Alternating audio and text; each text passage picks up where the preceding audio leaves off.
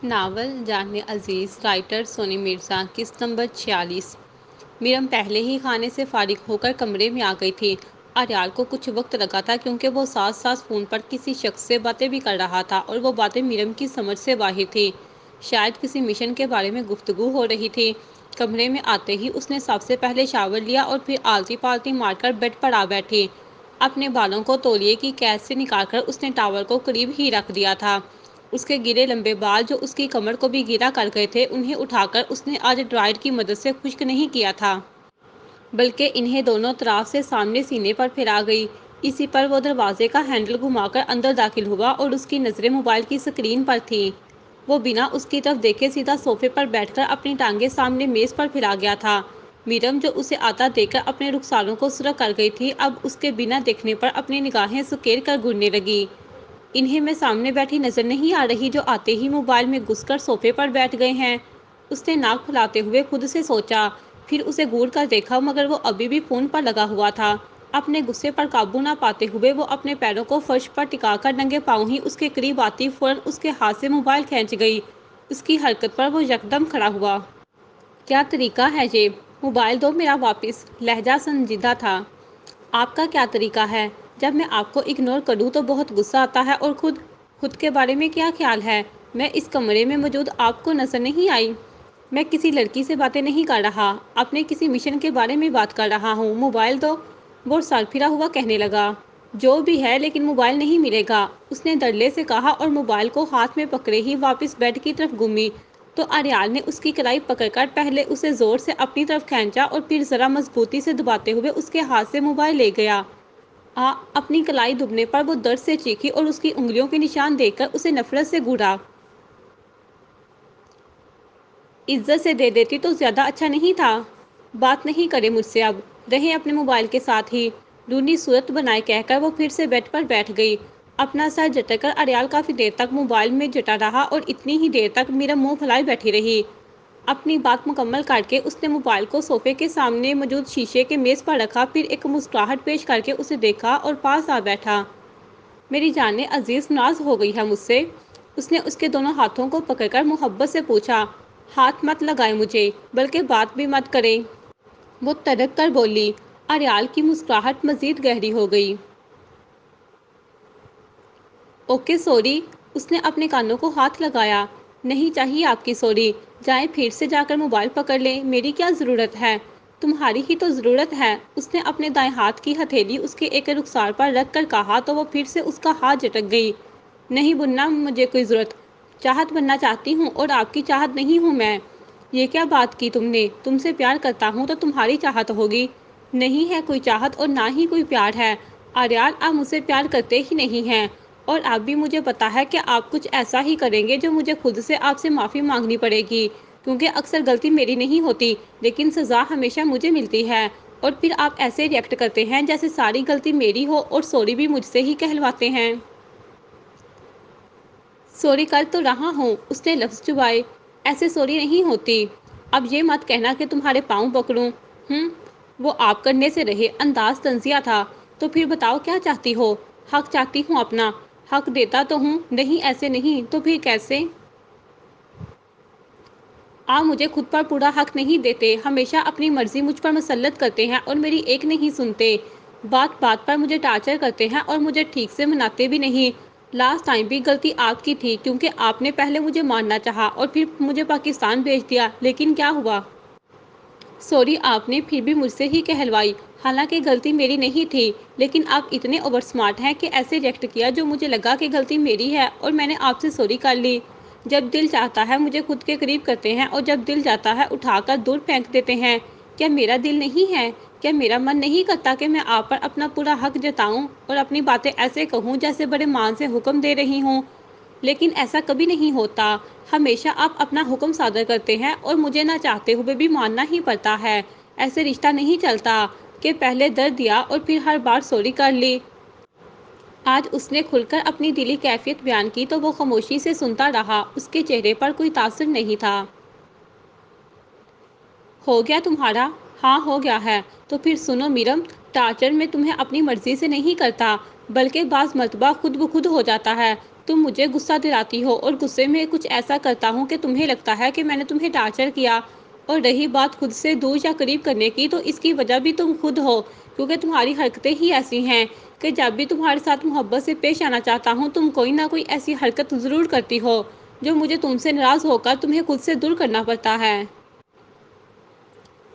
देखा देखा, मैंने कहा था ना कि आप हमेशा ऐसे रिएक्ट करते हैं जैसे सारी गलती मेरी हो। अपनी गलती तो आप कभी मानते ही नहीं। वो उंगली दिखा कर गिजी। अच्छा, तो तुम्हारी गलती नहीं होती?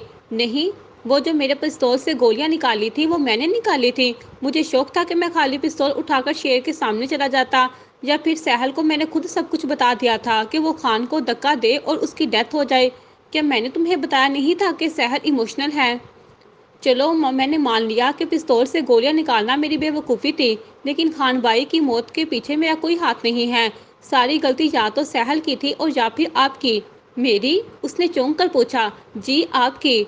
ना आप ये उल्टे पंगे लेते और ना ही सहल को पता चलता और वो खान भाई को धक्का देती। किन उल्टे पंगों की बात कर रही हो? यही लोगों को मारने वाले। वो अपने कंधे सकेर कर गोया हुई। तो मीन सहल को बताने में तुम्हारी कोई गलती नहीं थी? जी नहीं, क्योंकि उसने खुद मुझसे पूछा था और मैंने बताया। मतलब मेरा कहना तुम्हारे लिए कोई मैटर नहीं रखता? सहल कुछ भी पूछेगी तुम बता दोगी? आपकी हर बात मेरे लिए अहमियत रखती है, लेकिन जो गलत था वो गलत ही था। बहस मत करो मीरम, वरना फिर से हमारा झगड़ा होगा। मैं तो करूंगी बहस, ताकि आपको पता चले कि आपकी भी गलती होती है। आप जो खुद को बड़ा मेहमान समझते हैं ना, आप भी कभी कोई गलती नहीं कर सकते। तो मैं आपकी बीवी आपको बताना चाहती हूँ कि आप मेरे साथ गलत करते हैं। ओके फाइन, मैंने आज तक तुम्हारे साथ जो भी किया गलत किया, उसके लिए दिल से सॉरी। कोशिश करूंगा कि नेक्स्ट टाइम तुम पर इतना गुस्सा ना करूँ। ओके? नहीं, ऐसे नहीं। अपने सीने पर बाजू बांधकर उसने अपना रुख दूसरी तरफ फेरा। क्या ऐसे नहीं? ऐसे सॉरी नहीं होगी। मैं पहले भी बता चुका हूँ कि मैं पाँव नहीं पकड़ूंगा। हाँ तो मत पकड़े, लेकिन कुछ और तो कर सकते हैं ना? क्या करवाना चाहती हो? वो तेवरी चढ़ा गया। जो कहेंगे करेंगे। अच्छा, अपनी शहादत की उंगली उठाकर उसने तस्दीक चाही। हाँ डन। अपनी बात से मुकरेंगे तो नहीं? टाइगर अपनी बात से कभी नहीं मुकरता। ओके, तो फिर सबसे पहले आप मुझसे वादा करें कि दोबारा कभी भी आप मुझे टार्चर नहीं करेंगे। पहले भी नहीं करता। नहीं, ऐसे नहीं ना, करे वादा। उसने अपना हाथ बढ़ाया तो वो अपना हाथ उसके हाथ पर रख के बोला। Okay promise. अब वादा करें कि गलती चाहे हम दोनों में से किसी की भी हो, लेकिन सॉरी हमेशा आप करेंगे। वट? उसके माथे की शक्लें मजीद गहरी हुई। जी। नेवर। आपने कहा था कि आप अपनी बात से नहीं मुकरेंगे। मुकर नहीं रहा, लेकिन गलती तुम्हारी होगी तो सॉरी तुम करोगी। नो। यस। नो। वो अपना चेहरा उसके मजीद करीब करके बोली। यस। उसने भी अपना चेहरा आगे किया। मैंने कहा नो। और मैंने कहा यस। अरियाल नो। उसने अपने दांत रगड़े और अरियाल जट उसके लबों पर हल्का सा अपने होंठों का लम्स छोड़कर पीछे हुआ। वीरम ने झटका खाकर उसकी हरकत पर उसे ताड़ा तो वो हंसने लगा। ये क्या है? वो उसकी टांग पर अपना मुक्का मार गई। किस थी? पर हमारी लड़ाई के बीच में ये रोमांस कहाँ से आ गया? मेरी मर्जी। वैसे तुम भी तो मुझे मारती हो। मैंने कब मारा? पहले तुमने जहाज में मुझे मुक्के मारे और अब यहाँ इस वक्त मेरी टांग पर मारा। इसे मारना थोड़ी कहते हैं, तो फिर क्या कहते हैं? इसे तो प्यार करना कहते हैं। वो अपनी गर्दन उठाकर बोली। ओके, तो फिर ऐसा प्यार मैं भी करता हूँ। अपनी धमकी देकर उसने भी उसे अलर्ट होने का मौका भी नहीं दिया था और फौरन उसकी टांग पर पंच मारा तो वो जोर से चीख बुलंद कर गई। अब बताओ कैसा लगा? अरे यार, आप रुके ज़रा। टांग तोड़ दी मेरी। गुस्से से हड़बड़ाते हुए उसने बेड पर बैठे बैठे ही नीचे झुककर अपनी जूती उठाई तो वो बिजली की तेज़ी से खड़ा होता बेड पर से छलांग लगाकर सोफे की तरफ तेज़ी से भागा। बिरम का निशाना चूक गया था और जूती उसके करीब से गुजर गई। निशाना काफ़ी अच्छा है तुम्हारा, वेरी गुड।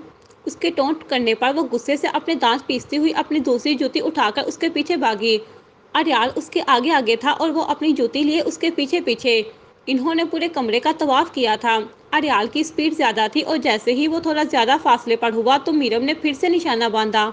इस बार उसका निशाना बिल्कुल ठीक लगा था, लेकिन वो नीचे मुड़ गया और जूती दीवार से टकराकर नीचे गिर पड़ी। वो पूरी शान से हंसा। रुके ज़रा, इश्ताल से कहते हुए मीरम अपनी पसलियों पर हाथ रखे उसकी तरफ अभी भागने ही वाली थी कि वो झट अपना हुक्म दाग गया। نہیں میرم، تم زیادہ نہیں بھاگو گی۔ دیکھو میں نہیں چاہتا کہ ہماری ان شرطوں میں ہمارے بیبی کا کوئی نقصان ہو، اس لیے اب چپ چاپ بیڈ پر بیٹھو۔ ہوتا ہے تو ہو جائے پر انف میرم، تم سے کتنی بار کہا ہے کہ بولنے سے پہلے سوچ لیا کرو۔ اس کے سختی سے دھارنے پر وہ اپنا منہ سوجا ہوا لے کر بیڈ پر ٹانگیں لٹکا کر بیٹھ گئی تھی۔ اس کی ناراضگی دیکھ کر وہ بالکل اس کے ساتھ چپک کر برجمان ہوا۔ اچھا، اور تمہاری کون کون سی باتیں ماننی ہوگی؟ تمہاری بات ادھوری رہ گئی تھی۔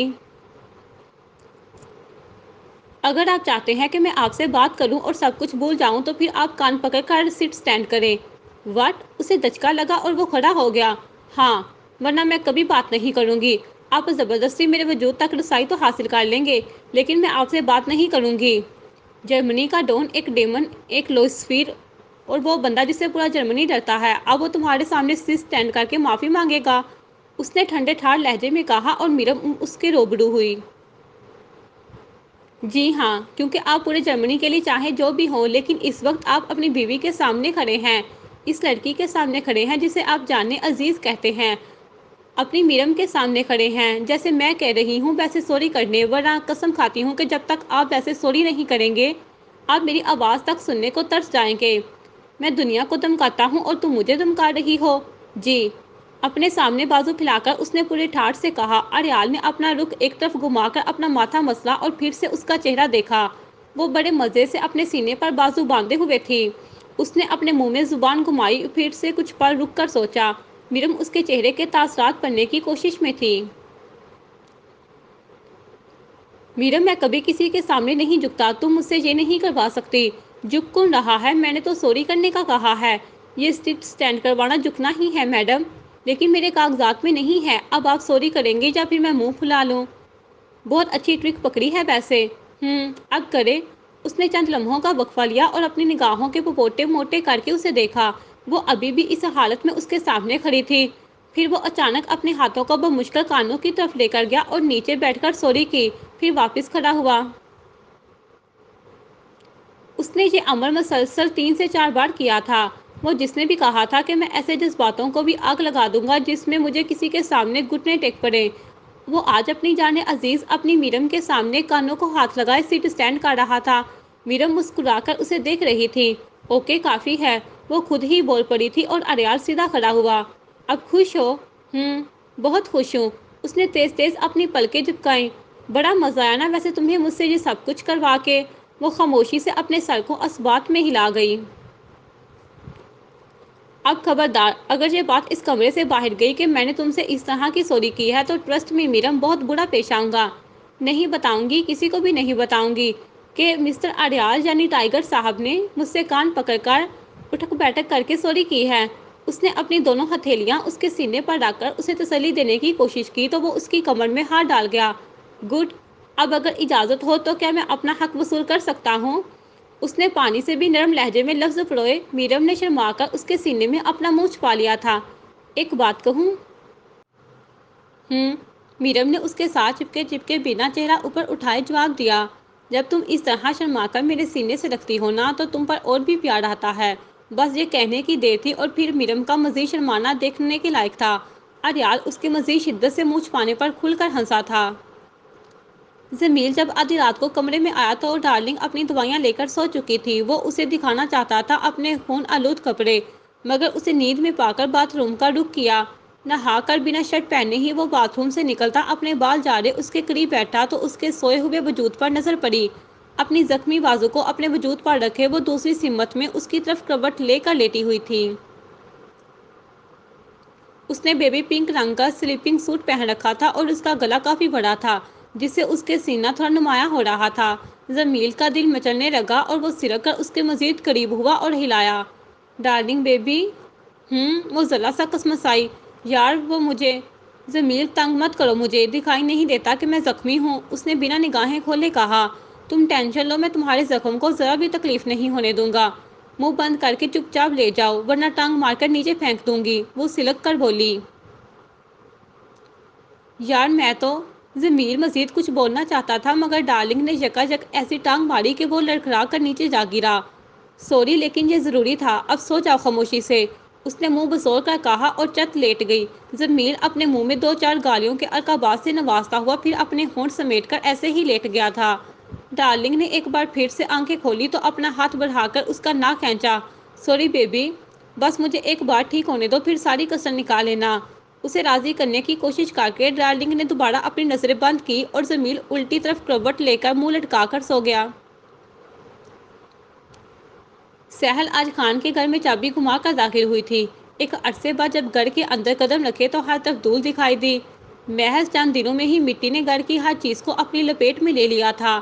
اپنے لڑکھڑاتے قدموں کے ساتھ وہ اپنے کمرے میں آئی، جہاں دیوار پر خان کی تصویروں کے علاوہ ان کی شادی کی بھی تصویریں دیوار پر ٹنگی ہوئی تھی۔ ایک تصویر میں وہ اس کے ساتھ کھڑا مسکرا رہا تھا۔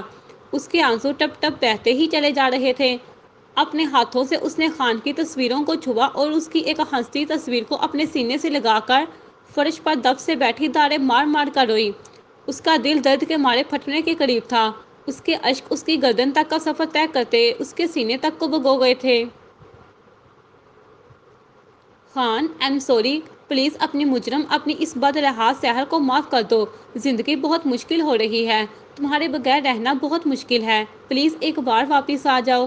میں کچھ بھی نہیں کہوں گی، کچھ بھی نہیں پوچھوں گی، جیسے کہو گے ویسے رہ لوں گی، ساری زندگی تمہارے قدموں میں بیٹھ کر گزار دوں گی، کبھی کوئی شکوہ زبان پر نہیں آئے گا، پر پلیز ایک بار واپس آ جاؤ، ایک بار مجھے آ کر سینے سے لگا لو، تمہاری سہل مر جائے گی، پلیز آ جاؤ یار، پلیز۔ وہ مزید شدت سے چیخی، روئی اور تڑپی، مگر کیا فائدہ تھا؟ خان تو چلا گیا تھا اور اس دنیا میں جا چکا تھا جہاں سے آج تک کبھی کوئی واپس نہیں آیا۔ سہل کی سسکیاں گھر کے پورے دیر و دیوار کو ہلا گئی تھی۔ وہ آج کھل کر روئی تھی اور اتنا روئی تھی کہ اس کے گلے سے آواز نکلنی بند ہو گئی۔ ہچکیاں لے لے کر اور چیخ کر وہ تھک گئی تھی، مگر تکلیف کم نہیں ہوئی تھی۔ پھر اس نے چھت کو گھوننا شروع کیا اور کانپتے لبوں سے بے آواز بولی، اللہ، اللہ، بس ایک بار میرے خان کو واپس لا دے، میں ساری زندگی سجدے سے سر نہیں اٹھاؤں گی، سارا پیسہ غریبوں میں بانٹ دوں گی، اپنا سب کچھ تیری راہ میں قربان کر دوں گی، بس مولا تو میری ایک فریاد سن لے، بس میری ایک دعا قبول کر لے، بس میرے خان کو واپس لوٹا دے، ورنہ تیری یہ بندی یوں ہی تڑپ تڑپ کر مر جائے گی۔ اس کی بات اور رب کے سامنے فریاد دونوں ادھوری رہ گئی تھی اور یکدم وہ بے ہوش ہو کر فرش پر گر پڑی۔ زمیل نے نہا دھو کر بالوں کو اچھے سے کنگھی کیا اور پرفیوم کی پوری بوتل خود پر چھڑک دی۔ ڈارلنگ بیڈ پر ٹیک لگائے بیٹھی کب سے اسے نوٹ کر رہی تھی، اب جب رہا نہ گیا تو پوچھ ہی بیٹھی، یہ اتنا تیار ہو کر کدھر جا رہے ہو؟ جہاں بھی جاؤں تمہیں اس سے مطلب؟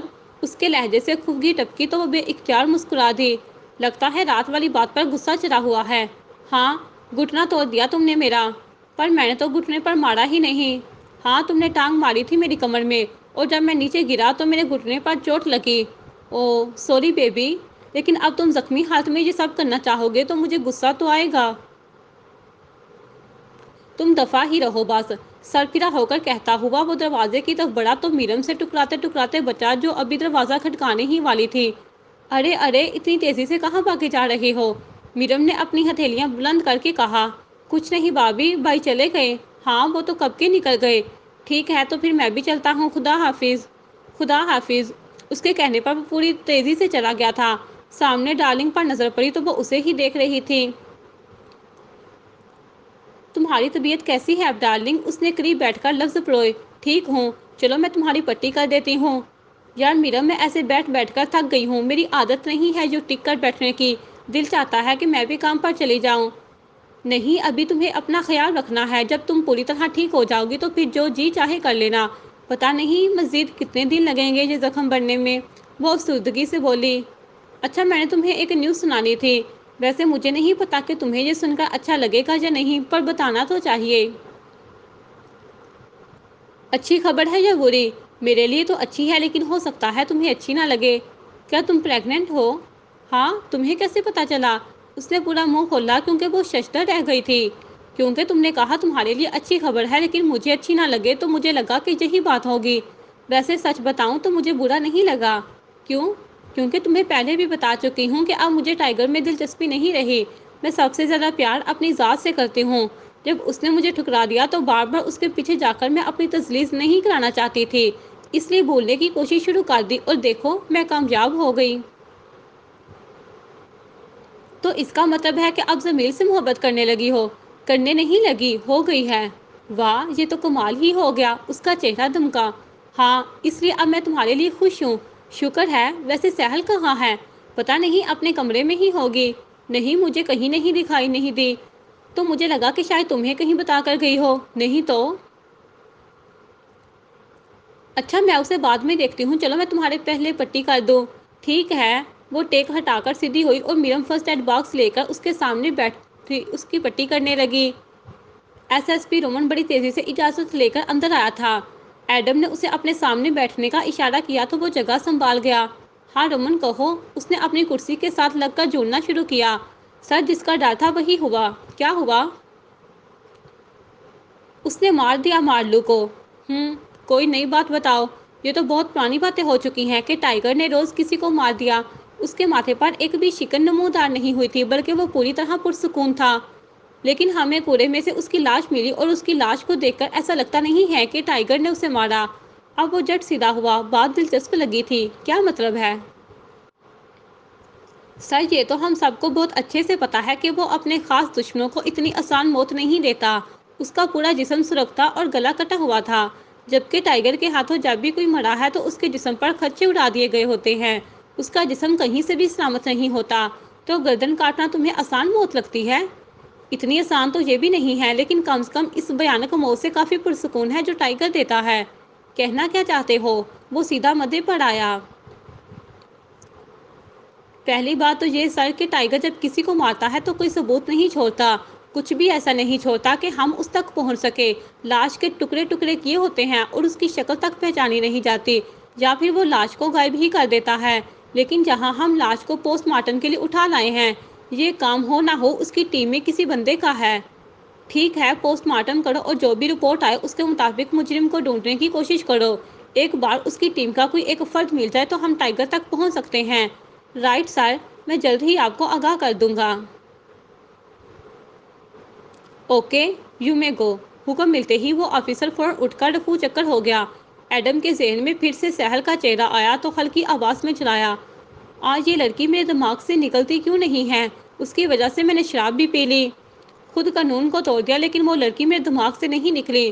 آخر کب تک سوچتا رہوں گا اس کے بارے میں؟ اف، وہ اپنا سر پیٹنے لگا اور اس کو دماغ سے نکالنے کے لیے کسی کیس کی فائل اٹھا کر کھولی۔ جمیل کیبن میں نینا کے پاس بیٹھا اپنے کیسز کو لے کر کچھ معلومات سمجھ رہا تھا جب اس کے موبائل پر میرم کی کال موصول ہوئی۔ جمیل، تم ایک کام کرو گے؟ حکم کرے بھابی۔ سہل صبح سے غائب ہے اور اب دوپہر ہو گئی ہے۔ تم پتہ کروانے کی کوشش کرو کہ وہ کہاں ہے، کیونکہ مجھے اس کی بہت ٹینشن ہو رہی ہے۔ میں یہ کام تمہارے بھائی سے بھی کہہ سکتی تھی، لیکن الٹا ان کے منہ سے ڈانٹ ہی سننی پڑتی کہ میں نے سہل کا خیال نہیں رکھا۔ اس لیے تم خفیہ طور پر ذرا پتہ کرو۔ بھابی، اس سہل کے اندر دماغ تو ہے ہی نہیں، پتہ نہیں کہیں بھی منہ اٹھا کر چلی جاتی ہے۔ بھائی سے کہہ کر اس پر پابندیاں لگواتا ہوں۔ آپ فکر مت کریں، میں پتہ کرتا ہوں۔ جب پتہ چلے تو ضرور بتانا مجھے۔ اوکے، ہو گیا۔ اس نے فون بند کیا اور زاویار کے پاس جا کر اسے سہل کا موبائل ٹریس کرنے کو کہا۔ لوکیشن خان کے گھر کی ملی تو اس نے سب سے پہلے میرم کو کال بیک کی۔ وہ بیڈ پر ٹانگیں لٹکائے بیٹھی اپنے منہ میں فکر سے ناخن چبا رہی تھی۔ جمیل کے نام کا نوٹیفیکیشن دیکھ کر فوراً کال اٹھائی۔ ہاں جمیل، کچھ پتہ چلا؟ جی بھابی، وہ اس وقت خان کے گھر پر ہے۔ مجھے پورا یقین ہے کہ اسے خان کی یاد آ رہی ہوگی، اس لیے وہاں چلی گئی۔ میں بس تھوڑی دیر میں نکلتا ہوں یہاں سے اور پھر اسے لے کر ہی گھر آؤں گا۔ اوہ شکر ہے۔ اس نے اپنے سینے پر ہاتھ رکھ کر کھل کے سانس لیا۔ اچھا، اور تمہارے بھائی کب تک فری ہوں گے؟ اوہ ہو، بھائی کو مس کر رہی ہیں؟ اس نے بڑے انداز سے چھیڑا۔ ارے نہیں، بس ایسے ہی پوچھ لیا۔ بھائی کا تو میں کچھ نہیں کہہ سکتا بھابی، کیا پتہ کب تک فری ہوں۔ اچھا چلو ٹھیک ہے، بائے۔ اوکے بھابی۔ کال بند کر میرم اٹھ کر ڈریسنگ ٹیبل کے سامنے کھڑی ہوئی اور اچانک سے اپنے کھلے ہوئے بالوں پر نظر پڑی۔ اپنے دونوں طرف کے بالوں کو اس نے ہاتھ میں لیا اور ان کے آخری سروں کو دیکھنے لگی۔ ان میں سے بہت سے بالوں کے دو منہ بن چکے تھے۔ اپنے بالوں کو اس طرح خراب ہوتا دیکھ کر دل جلنے لگا اور اس نے دراز سے کینچی اٹھا کر جیسے ہی آخری سروں کو کاٹنا چاہا تاکہ وہ مزید بڑھ کر اس کے سارے بالوں کو خراب نہ کر سکے تو یکایک رک گئی۔ ارے نہیں، یہ میں کیا کرنے جا رہی ہوں؟ اریال کو تو میرے بال بہت پسند ہیں۔ اگر میں نے ان کی اجازت کے بغیر بال کاٹ لیے تو وہ تو میری چمڑی ادھیڑ دیں گے۔ خوفزدہ ہو کر سوچتے سوچتے وہ اپنے نینوں کو دائیں سے بائیں گھما رہی تھی، پھر اچانک سوچ بدل گئی۔ لیکن میں زیادہ بال تھوڑی کاٹوں گی۔ बस लास्ट से थोड़े थोड़े काट देती हूँ ताकि मज़ीद बढ़ जाएँ, वरना इस तरह तो मेरे पूरे बाल डैमेज हो जाएँगे। लास्ट से थोड़े थोड़े कट करूँगी तो इन्हें कैसे पता चलेगा, हाँ? वरना अगर पूछा तो कभी इजाज़त नहीं देंगे, और अगर पता चल भी गया तो अब कभी हाथ नहीं उठाएँगे क्योंकि मैं प्रेग्नेंट हूँ। प्रेगनेंसी में थप्पड़ थोड़ी मारेंगे। अपनी दूसरी सोच पर अमल करते हुए उसने सबसे पहले बालों को अच्छी तरह कंघी किया और फिर कैंची पकड़कर 2 इंच तक बालों को निचली तरफ से काट गई। कटे हुए बालों को उसने हाथों में लिया जो चंद एक नीचे गिर गए थे। इन्हें भी अच्छी तरह उठाकर डस्टबिन में फेंक गई ताकि उसे किसी भी तरह उसकी हरकत के बारे में पता न चल सके। फिर वापस ड्रेसिंग टेबल के सामने खड़े होकर खुद को शीशे में देखते ही मुस्कुराई। हाँ, आप बिल्कुल ठीक लग रहे हैं और बिल्कुल बराबर भी हो गए हैं। अपने बालों को बड़े अंदाज से सीने पर फैलाकर उसने अपनी उंगलियां उसमें फेरी और अपना दुपट्टा उठाकर किचन का रुख कर गई। जारी है।